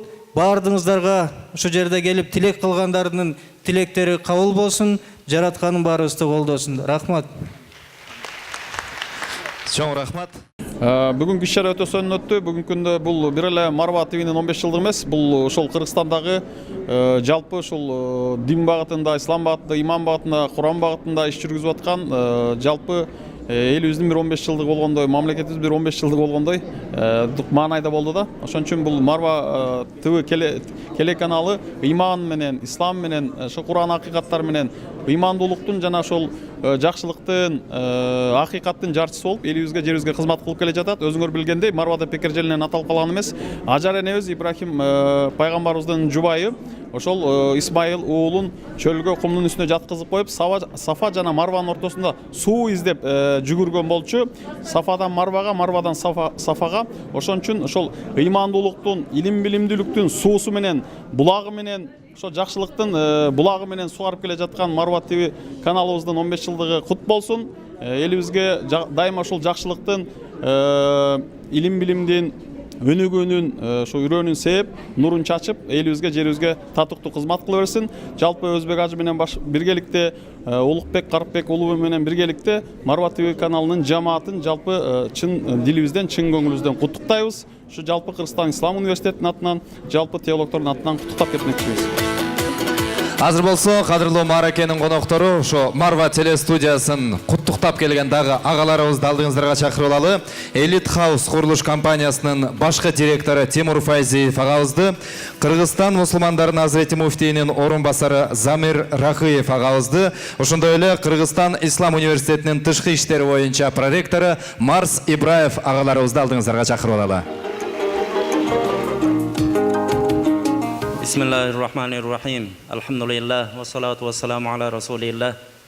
Аллах субханаху ва тааляга шүкүрлөр. Пайгамбарыбыз саллаллаху алейхи ва салламга салават саламдар болсун. Урматтуу аталар, агалар, ага эжени кырындаштар, жалпы мусулмандар, бардыгыңыздарга Кудай Тааланын тынччылыгы, аманчылыгы болсун. Анан биринчиден азыр бир улуу айда турабыз. Ва ма русалнака илля рахматал лил аламин деп Кур'ан-ы Керимде Кудай Таала biz seni meyrim tögü üçün alamlarga jönöttük deyt. Oşentken meyrim üçün gelgen Peygamberimizden tuğulgan ayı Mavlid ayında, Rabiul Awwal ayında turabız. Mavlid ayının mına 12 Rabiul Awwal ayının 12'sinde Peygamberimiz sallallahu aleyhi ve sellem şu dünyaya gelgen. Mına bir iki gün boldu, oşo Mavlid geçeleri ötüp ketip atat. Жалпысынан şu Rabiul Awwal ayında turabız. Oşo Peygamberimizden oşo meyrim üçün jönötülgän Peygamber sallallahu aleyhi ve sellem'den tuğulgan ayında tarihta bilebis mına astыбызda bütün İslamga göңүл koygan, dindi süýgen jürögünden uşunday insanlar gelip oturat. Tarihtardy jakşı bilebis. Rabiul Awwal ayında tarihta emne degen jakşylyk günдөр bolgon. Oşoga tuş gelip mına bizdin Kırgızstanыбызга dagı birinci media bolup şu Marwa telestudiyası İslamga hizmet kılıp kelet. Musulmandardın, alımdarыбыздын үнün, Allah Taala'nın, Kur'an'ın, Peygamberimiz sallallahu aleyhi ve sellem'den hadislerin elge jetkirүүde çoň zor salımı var Kırgızstanda. Şunday çoň hizmet kılgan telestudiya, oşonun şunday bir geçesi da oşo Peygamberimizden ayına töp gelip oturat. Bul da Kuday Taala'nın bir buyruğu da bilebis. Bardığınızlardı oşo Peygamberimizden mübarek törülgön ayında, tuğulgan ayında şunday jakşılıklar başыңızlardan жаашын жараткандан сурап кетебиz. Andan keyin Marwa telestudiyası bizdin Kırgızstan musulmanlar din başkarmalığının Hazreti Muftidin atынан çoň razıçılığыбызды bilgizebis. Biz kıla albagan nerselerdi dagı uşunday keybir insanlar aradan çıkıp mına Özbek ajekebis baş bolgon, atat albagan Allah Taala'nın askerleri şu Marwa telestudiyasını tüzüşüp mına 15 yıl toluptur elibizge hizmet kılıp gele жатышат. Kançalagan adamdardın imanına sebep bolgon, kançalagan tuğra emes jolga ketken adamdardın joldorun tosup Allah Taala'nın jolun görsetkөнгө bir çoň davat katары, davatçı katары şunda hizmetin ötöp keletat. Oşon üçin bardyk Kırgızstan musulmanдар din başkarmalığının atынан, Hazreti Muftiýebizdin, bizdin jamaatыбыздын atынан tereň razıçılık bildirebis. Peygamberimiz sallallahu aleyhi ve sellem hadiste "Men lem yashkurin nas la yashkurullah." Kim Allah Taala, kim adam zatqa rahmat ayta albasa, adam zatqa razıçılık bildirbegen Kuday Taalaga rahmatyn ayta albayt deyt. Oşon üçin tereň jürögübizden rahmatыбызды, razıçılığыбызды bilgizebis. Andan keyin bizdin dagı ança-mınça sizlerge razıçılık oşo Marwa telestudiyasının alp baruuçularına bir razıçılık barakçalarыбыз bar ele, oşolordu bir tapşırıp koyup ruhsat etiңizler. Bismillahirrahmanirrahim. Kırgızstan musulmanlarının din başkarmalığı Kırgız elinin uluttuk bağluluğun, madaniyatın, kaada saltın jana İslam bağlılıkların koomçulukka jetkirip, körүүчүлөрдүн kupuluna tolgon tele dolbordu dayardooda koşkon salımı üçün Bakıtbek Mama Sidikovga razıçılık bildiret. Ar bir kılgan işiңizdin üzürün görüp, ag emgeğiңiz arta bersin, çın den soğuluk bakıt taalay jana alban iyigiliklerdi kaalayбыз. Sizdi urmattap Kırgızstan musulmandarının Hazreti Mufti Maksatbek Hacı Toktomuşev.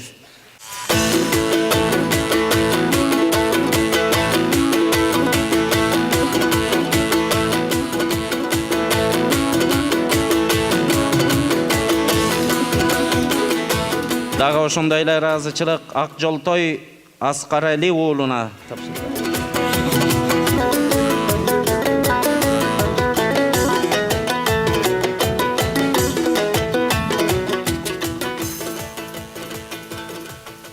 Din İslambek Beyşenbayev Mırzaga.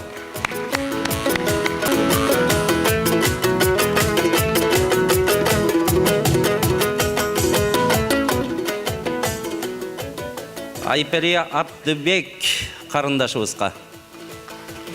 Abdibek kızı Ayperi.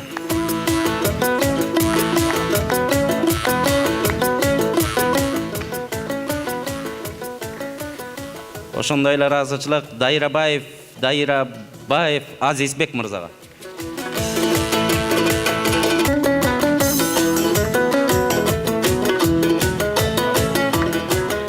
Oşo менен birge Ulukbek Mırzaga mına Marwa telestudiyasının direktörü, müdürüne mına kayırılıp aytıp keteli. Hazreti Muftidin bizdin ança-munça materialdık bağı belegibis deyibizbi. Sizlerden şotuңuzдарга kotorup berебиz. Kudayım kabul kılgan bolsun. Allah Taala har biriңизден razı olsun. Рахмат, келиңиздер мырзалар. Ассаламу алейкум, уважаемые гости. Позвольте, буду говорить на русском языке. Сегодня я хочу поздравить уважаемую нашу телерадиокомпанию, телестудию Марва ТВ в лице руководства и Улугбек Байке Вас, и Байке Узбек Байке Чатонов, и все остальные работники этой удивительной команды. Пусть Всевышний Аллах, наш Творец, будет доволен вашей работой. На самом деле вы делаете очень большой труд, вы вносите очень большой вклад, так как самое лучшее, что можно оставить в этой жизни после себя, это оставить знания, передать знания. Поэтому пусть Всевышний вам воздаст за это фирдаусом. Во вторую очередь, спасибо большое. Во вторую очередь от нас подарок. Мы, иншаллах, вам, иншаллах, вы знаете, о каком подарке идет речь. Мы сделали его вам в поддержку этого мероприятия, в поддержку нашего любимого телеканала. Пусть Всевышний сделает так, чтобы вы бы 100 лет и 1000 лет продолжали свою деятельность, иншаллах. В свою очередь, уважаемые гости, я хотел 2 слова сказать и вам, так как мы с вами должны собираться для того, чтобы мы могли быть полезны друг другу. И хотел вам рассказать то, что мой устаз, ваш близкий друг Чингис Устаз Кумушбеков, это мой устаз Адеббашат фонд, когда мне было еще 20 лет, это было 17 лет назад, пришел и мне сказал: Тимур, ислам и эта жизнь, это как птица. И как птица с 2 крыльями. Одно крыло – это ислам, где ты должен поклоняться Всевышнему, где ты должен основывать все свои поступки, бизнес, семью, здоровье, общество и все остальные дела в соответствии с исламом. И второе крыло – это жизнь, булдунье, это бизнес. То есть мы, получается, должны и в этой жизни быть и здоровыми, заниматься спортом, и умными, изучать все науки и все возможные специфические направления, и должны быть в этой жизни и богатые, так как богатый лучше бедного. Пророк, саллаллаху алейхи сказал. Поэтому я желаю вам, уважаемые наши братья и сестры, чтобы вы ставили большие цели, как в исламе, это рай, и вторая цель большая – это жизнь, которой вы должны быть тоже достойными уважения и быть героями в этой жизни. И вы, и ваши дети. Ассаламу алейкум ва рахматуллахи ва баракатух. Поздравляю всех. Спасибо. Рахмат. Мейірімді жана ырайымды жараткан аталарыңыз менен баштайын.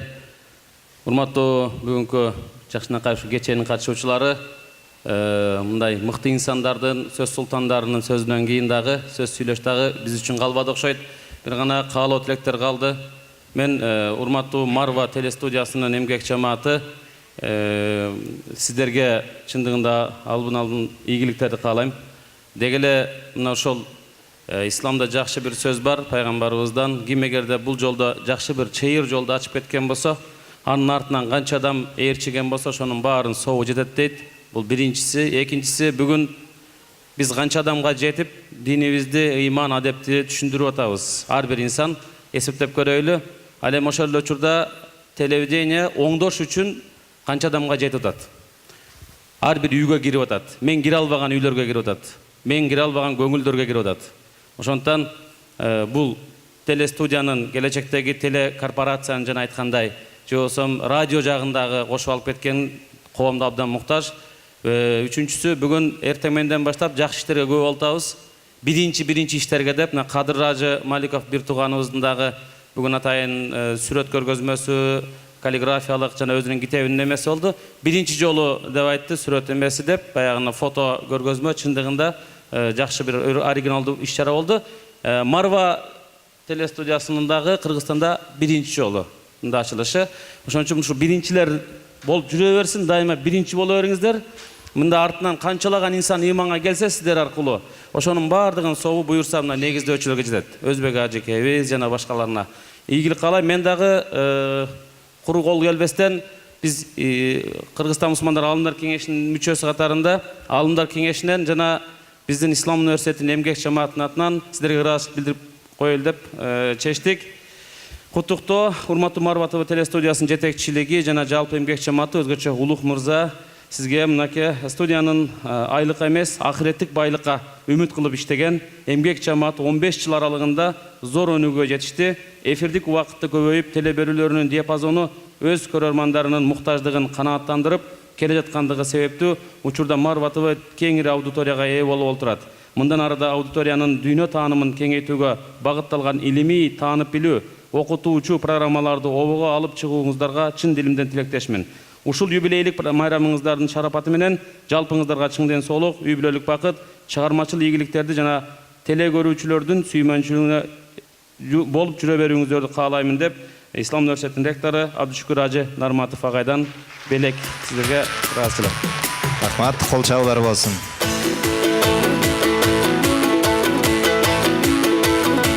Ошол эле каалоо тилек, ошондой эле маңыздагы биздин аалымдар кеңешинин жалпы 21 аалымдар кеңешинин мүчөсүнүн атынан жана ошо төрагабыздагы Абдушукур Ажы Нарматовдун атынан тапшырып коюп уруксат этиңиздер.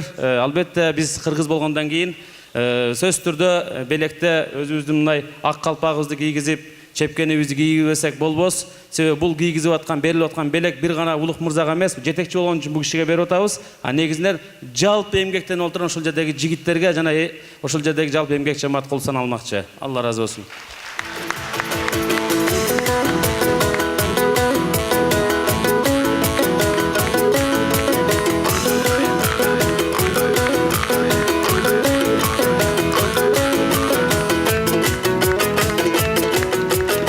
Чоң рахмат, келиңиздер, орун алып берсеңиздер болот. Ыраазычылык билдирип коелу агаларыбызга. Ал эми азыр болсо кадырлуу мааракенин меймандары алдыңыздарга кичинекей өнөр адамдарын чакырып алгым келип турат. Бисмиллах деген бир жакшы ырын ырдап берүүсү үчүн алдыңыздарга Аяна жана Ая кыздарыбызды чакырып алалы.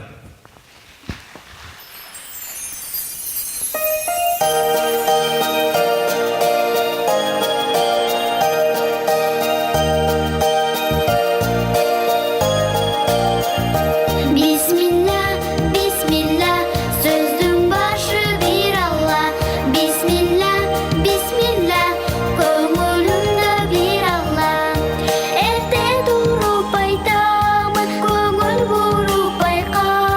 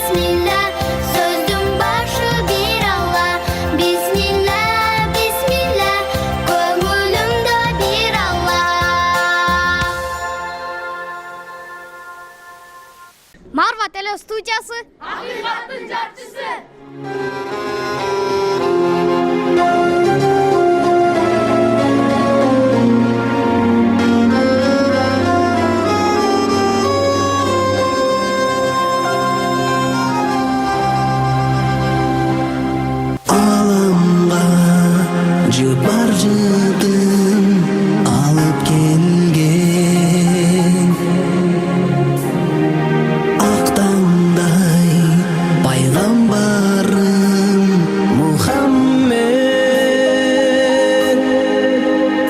ар дайым күч кубат болуп келген асыл кенч пайгамбарым Мухаммед асыл кенч пайгамбарым Нур Мухаммед Мухаммадун я Расулаллах Мухаммадун я Расулаллах Я Хабибаллах Я Набиаллах Я Шафиаллах Мухаммад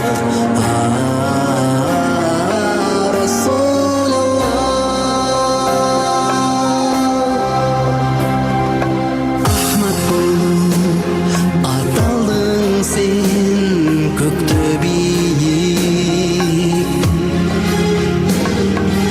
арбалдым меремиңе жан Мухаммед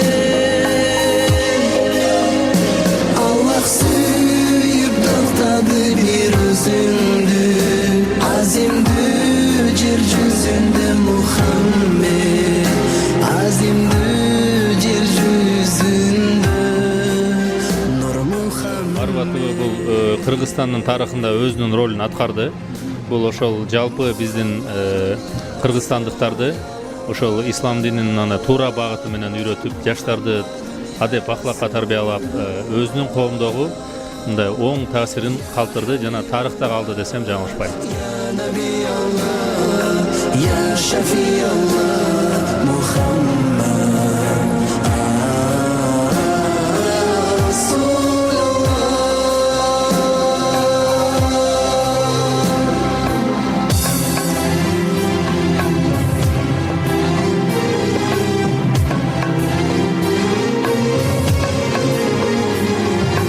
Ya Rasulallah Ya Nabiyallah Ya Shafi'allah Ya Rasulallah Muhammadun Ya Rasulallah Muhammadun Ya Rasulallah Ya Habiballah Ya Nabiyallah Ya Shafi'allah Muhammad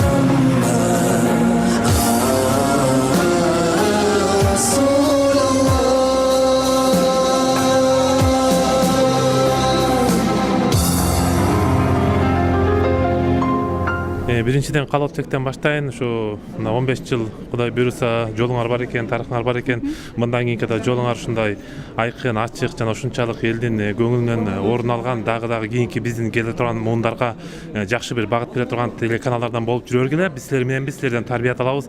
Жана баардыгын тең үй бүлөбүз менен силерге багыттайбыз, силерди көргүлө дейбиз. Биз силер менен кубанычтабыз. Силер ар дайым биздин үй бүлөгө кубаныч жана бир жакшы тарбият талим алып келесиңер да, биз ошондон кубанычтабыз. Анан бул эми жеке менин өзүмдүн жана үй бүлөмдүн атынан силерге болок калап тилегим. Ассаламу алейкум менин сүйгөн калкым. Эне тилге салыштырган барбы жерде алтын. Каза албайсың, таба албайсың, жүрөгүмө каттың. Чалып сүйлөп көнгөнүңдөн тилиңди жугарттың. Мен баягы эле жигитмин, кийип жүргөн маска, тата улан менин атым турак жай кабатта. Жүрөм мен араңарда жеңил басып чарчабай, маршруткадан орун ээлеп эң аягын тандамай. Көрүп жүрөм не болду, билип жүрөм неге. Мен кичине кеңеш айтсам, кек сактабай ичиңе. Өзүң эле көрүп турган айткан нерсе ичимде. Жаңылыктай кабыл алгым кичине. Шамал соғып жада заға туш-туштан, өтіп кетсең аман есен бұл қыштан, теріп берем саға тодон ышқындан, ет жегенден қалып кеттің қарышқырдан. Тонын көркі салқын жайлы күн түшті, неге мұнша қырғыз елі мүшкүрді, санжырасын ұмтылғаны түшінді, маңқұрт деген жаңы ұру түптөлді. Басып жүрсең тегерені балшық, бакытты, таза жолду издей жүргөн кыржакты, көп жембе акча күчү жалганчы, сени алдасаң, сени алдайт алдамчы. Не качасың далдалактап карматпай, имандуулук анча эмес колго ачкандай, бизди сактайт бул дүйнөдө бир Кудай. Жума күнү башы ийип жүр тартынбай, үйсөн күнү тарткын так жасалган кайыштан, ойлонгонго шартың түк келбесе капыстан, түрү сүрдү батырлары кырылбастын балдары, нечен кылым тамшандырган кыргыз элдин тагдыры, намыстуулар туу көтөрүп элин коргоп кагылган, эли үчүн жери үчүн найза төшкө сайылган, эстеп жүргүн дайыма сен кыргыздын баласы, намыстуунун алдында ай көлдүктүн атасы, эсиң жыйгын дардаңдабай бөлүнгөндү бөрү жейт, жети жерден эл тандабай баарыбызды кыргыз дейт, сабырдуу бол чатак ишке ла иляха илляллах, динин келсе тилди тиште ачуулугун кызыл чок, үйлө үйлө муздаткының кайнап аткан канды, иманыңды бекемдеткин тебелебей нанды, жашоо көрүп мактанасың каты илек кемирчек, өз тилиңди түшүнбөсөң түшүнө албай миничек, чынжыр шыңгырайт, чабдаратың кычырайт, кылыч мизин чайпап өттү кыргыз чайкап, электенип чанда каның бардыр чаңда, кыргыз деген эч үзүлбөйт, кыргыз деген канда.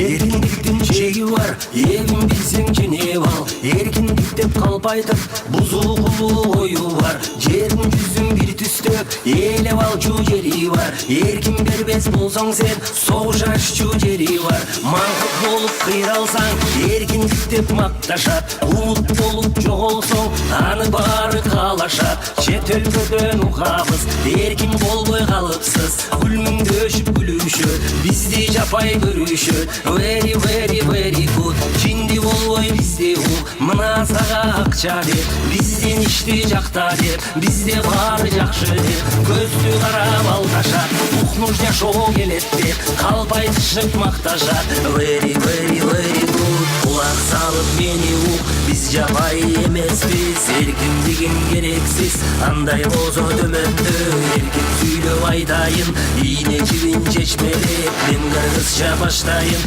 эркиндик деп кыйкыртып, эркин ойдун алдыңар, эркиндик деп бакыртып, кара жолго салдыңар, чачырады араба, эл эркин талаада, кандарыбыз кан кечип, тонот качты сандалып, партиялар жайнады, жаргыл жактан айдады, талкалады талкандай, бири-бирине жалкандай, парламенттеп шайлашып, аралары жеп жуудар, жыйынтыгын ким көрдү, кимде жашоо өзгөрдү, мына ошол талаада 20 жылдай жатабыз, эркиндиктин айынан жоголгонго барабыз, үй бүлөң ичине сойлоп кирди эркиндик, жаңжал салып кастылып, жайлап кирди эркиндик, аял менен эркекти тирештирди эркиндик, күчтүү менен алсызды тытыштырды эркиндик, кемдир теңдиги, доолуларын мендеди, эмансипедедирди, үйдүн музун кетирди,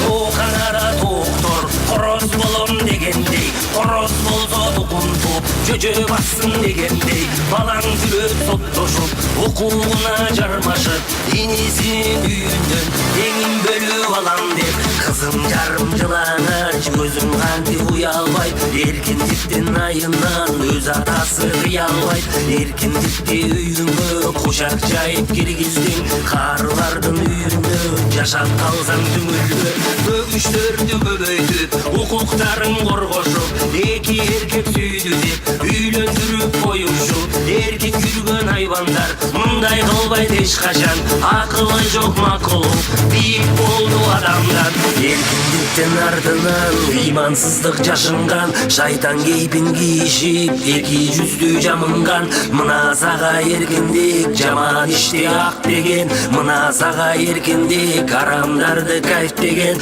үйрөтчүлөр силерби, эркиндик кетти кыргызга кылымдарды карыткан ташка жазган кыргызга кыргыз болсо чечмели эки адамдын ичинде пейлинде дининде мейдет кылган дининде себеби бул эркиндик адам менен жаралат энең менен тоңузай кан жаныңа таралат демек бардык пендени эркин кылып жараткан себеп бардык пендени тегиз сүйөт жараткан эркин ою адамды тегиз баарын сынайбы.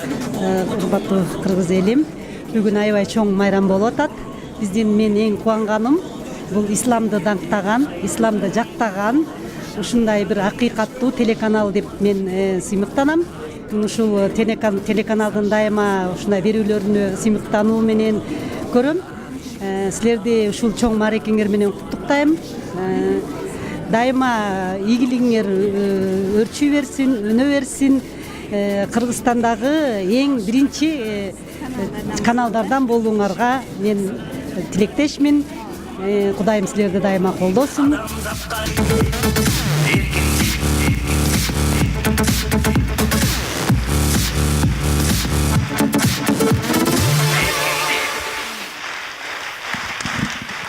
Чоң рахмат, Алла разы болсын. Өзгөчө ушул майрамда менин устазым десем болот, акем десем болот, атам десем болот. Ушу Өзбек ажы Чотоновго жеке менин жүрөгүмдөгү ыраазычылыгым. Көп жашаңыз, Алла разы болсын акебиз. Рахмат, татаулан агабызга ыраазычылык билдирели. Эми кадырлуу мааракенин меймандары Марва телестудиясы өзүнүн 15 жылдыгына карата Озмамай дейинчи 20 деп айтып баратып турмун. 25 жылдыгында өткөрөлү, Кудайым буйрса. 15 жылдыгына карата Марва телестудиясы акындар арасында дагы поэзия сынагын өткөргөн. Мына ошол сынактын жеңүүчүсүн алдыңыздарга чакырылалы. Максат Жаңгазиев алдыңыздарда.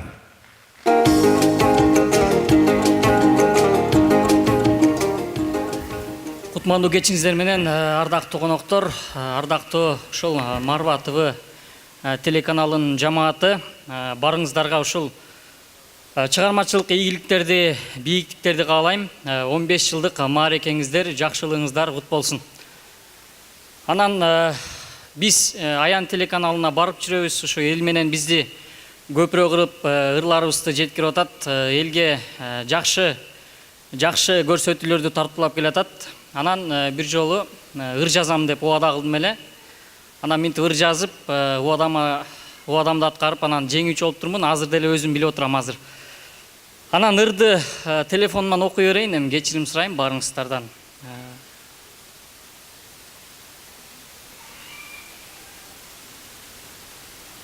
Акыйкаттын жарчысы.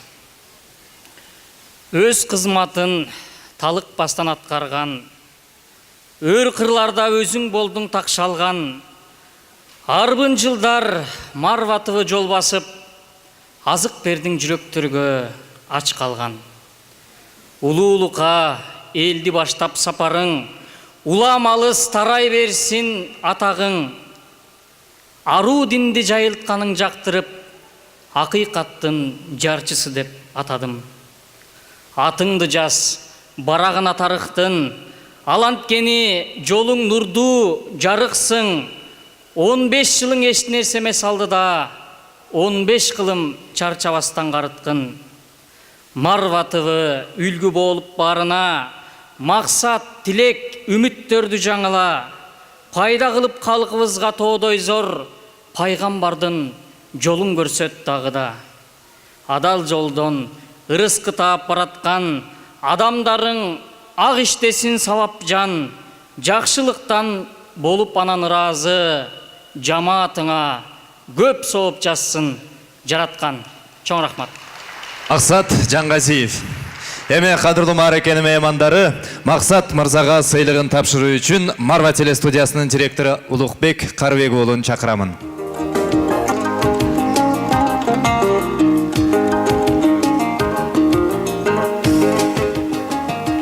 Иш-чарабызды ушул жазма акындар арасына дагы конкурска салып, анан ушул көптөгөн ырлар түштү, бир топ ырлар түштү. Анан ошонун ичинен Марва ТВнын жамааты, коллектив ушул ырды тандап, биринчи орун номинациясын ыйгарып, азыр куттуктап атабыз. Ийгилик, чыгармачылыгыңыз өркүндөй берсин. Чоң рахмат. Бүгүнкү биздин мааракебизге атайын Максат Байке да келип калган экен. Бул жөн келбестен бүгүнкү биздин ыр сынагыбыздын жеңүүчүсү аталды. Анда Максат Байке, сөз сизде бүгүнкү иш-чара тууралуу. Рахмат. Биринчи ошо жалпы Марва ТВнын жамаатына ийгилик каалайм. Анан бир кесиптешиңиздерге мен Марва ТВга буйруса ыр жазам деп убада бергем дагы, анан ыр жаздым. Анан ошол ырым жеңүүчү аталган экен, абдан кубанычтамын. Баарыңыздарга чыгармачылык эргүүлөрдү, бейиктиктерди каалайм. Эч качан кем болбоңуздар. Дайыма элге мыкты маалыматтар жеткирип, элдин жүрөгүндө жашаган программаларды даярдап, өзүңүздөрдү алкыш бата алып жүрөрүңүздөр. Кудай колдосун сиздерди. Рахмат. Марва телестудиясынын жалпы жамаатын алдыңыздарга чакырып алалы. Келиңиздер, кесиптештер. Жалпы эле ушул жерден пайдаланып айткым келет. Учурда эмес, 15 жыл тарыхында иштеп кеткен, жалпы ушул Марва ТВда кызмат өтөп кеткен буга чейинки дагы биздин кызматкерлерди бияка чакыргым келип турат. Жалпыңыздар чыксаңыздар.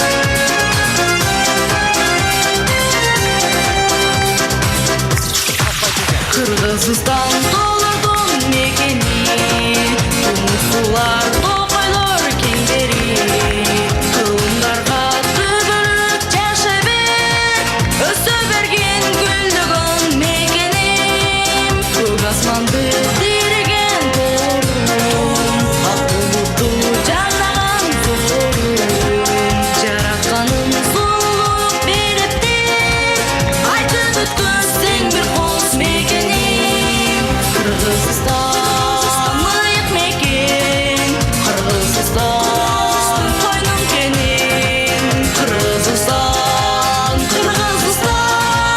коргойгу сени бек туруп. Ардактуу мекендештер, кадырман бир туугандар, мен ушул жерден белгилегим келип турат. Өзүңүздөр көрүп тургандай жүзүнөн нур тамган биздин сүйүктүү коллективибиз өтө ынтымакта, биримдикте, алдыдагы чоң максаттарга жетүү үчүн күжүрмөн аракеттерин жүргүзүп жаткан кербези. Ар биринин учурда өзүнүн орду чоң, тарыхта орду бар. Бүгүнкү Марва ТВнын түптөлүп 15 жыл бою элибизге жогорудагы белгиленген максаттарды ишке ашырууда сөзсүз чоң ийгиликтери бар. Баарына ушурдан пайдаланып, сиздердин астыңыздарда чоң ыраазычылык билдирмекчимин. Кудайым ар бирибиздин ушул иштеп кеткен жамаатыбызга ийгилик берсин. Ушул жерден белгилеп кетчү нерсе, Марва телестудиясын 9 жыл жетектеп, ушундай деңгээлге жетишине чоң салым кошкон биздин сүйүктүү агабыз Канат Матмуратов деген агайыбыз директор болуп жүргөн буга чейин. Бизди тарбиялап, өстүрүп, учурда өзүнүн башка жумуштары менен илимий жака кетти. Бирок бүгүнкү иш-чарага белгилүү себептер менен келе албай калды. Ошол маселеден пайдаланып, азыр өзгөчө бул Канат Байкенин үй бүлөсү, жамааты үй бүлөсү менен ушул телевидениеда Марва ТВда жүрөт. Келинчеги өзүбүздүн эжебиз Салтанат эже белгилүү ошол бейиш балдар берүүсүн даярдап, биздин эң сүйүктүү ардагерлерибиздин бири учурда ушул бейиш балдарын даярдап келатат. Анан ушул Канат Байкеге даярдалган ардак грамотабыз бар эле жалпы жамааттын атынан. Ошону окуп коеюн. Түйшүктүү жана оор болгон диний агартуу багытын тандаган тажрыйбасын жаштар менен бөлүшүп, Марва телестудиясына өтөгөн көп жылдык эмгек үчүн Канатбек Матмуратов сыйланат. Ушул сыйлыкты сүйүктүү жубайына тапшырып коюуга уруксат этиңиздер.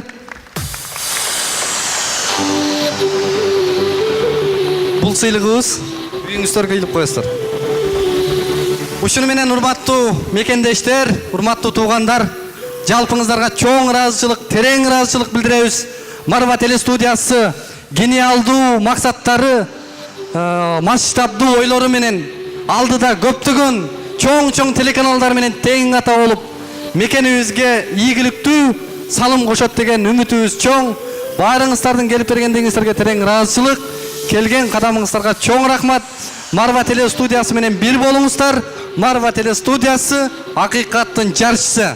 Урматтуу телекөрүүчүлөр, жогоруда сиздер 2 саат бою биздин салтанаттуу иш-чарага күбө болдуңуздар. Албетте бул иш-чаранын жүрүшүндө кызыктуу маалыматтарды, ошондой эле жагымдуу маанай тартууладык деген ишеничтебиз. Муну менен биздин иш-чарабыз соңуна келип жеткен жок. Албетте мурун иштеп кеткен биздин 150ден ашык коногубуз жана учурда иштеп жаткан кызматкерлерибизди Борбор калабыздагы атактуу бир Соңкөл ресторанында Жайылда Сокон күтөт. Аны эмесе бизден алыстабаңыздар, биз сиздер менен кайрадан Соңкөл ресторанында чогуу болмокчубуз. Биз менен бирге болуңуздар.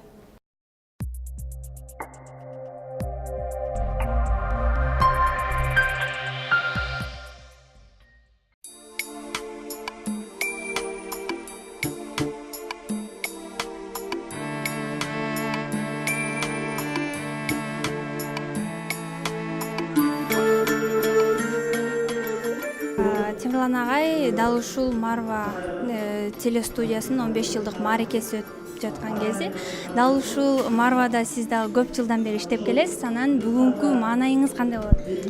Бүгүнкү маанайыбыз Кудайга шүгүр. Ошол мынакей элдерди көрүп, мына улуттук филармонияда эл батпай, ошол бул дагы болсо биздин ушул Марваны сүйгөн адамдар келди деп ойлойбуз. Экинчиден ошол Марваны түптөгөн биздин жалпы устаздарга, алымдарыбызга кызмат кылган эже агайларга, жалпы конокторго ыраазычылык билдиребиз. Маанайыбыз аябай жакшы. Азыр унутуп карасак, элдин да маанайы өтө жакшы да.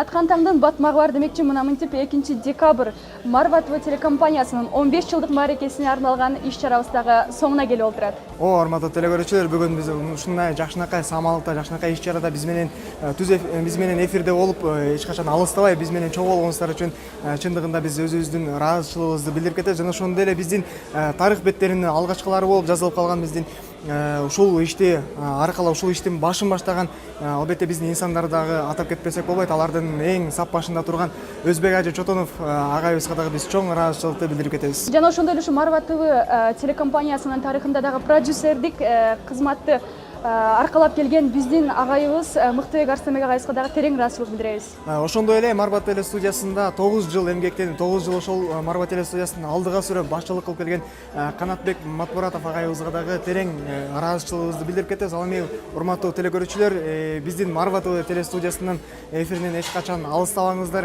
эч качан экрандан алыстабаңыздар. Ар дайым биз менен болуңуздар. Биз Марва теле студиясы жалпы кыргыз элине, жалпы ошондой эле момун мусулмандарга ар дайым кашыкканыбызды көнгүчө кызмат кыла бермекчибиз. Кадырман телекөрүүчүлөр, ар бир биздин жасаган ишибиз, сиздерге арнаган ар бир берүүбүз, программаларыбыз албетте булар сиздердин талабыңыздардын аркасына чыккан эмгектер деп айтмакчыбыз. Андыктан сиздер талап кылсаңыздар, сиздер көрсөңүздөр, сиздер көрмөн болсоңуздар, биз дагы талбай эмгек кылганга ар дайым даярбыз. Анда эмесе биз ушу менен бүгүнкү жакшынакай эфирибизди дагы жыйынтыктайбыз. Урматтуу телекөрүүчүлөр, эч качан бизден алыстабаңыздар, биз менен бирге болуңуздар. Ассаламу алейкум ва рахматуллахи ва баракатуху. Ассаламу алейкум ва рахматуллахи ва баракатуху.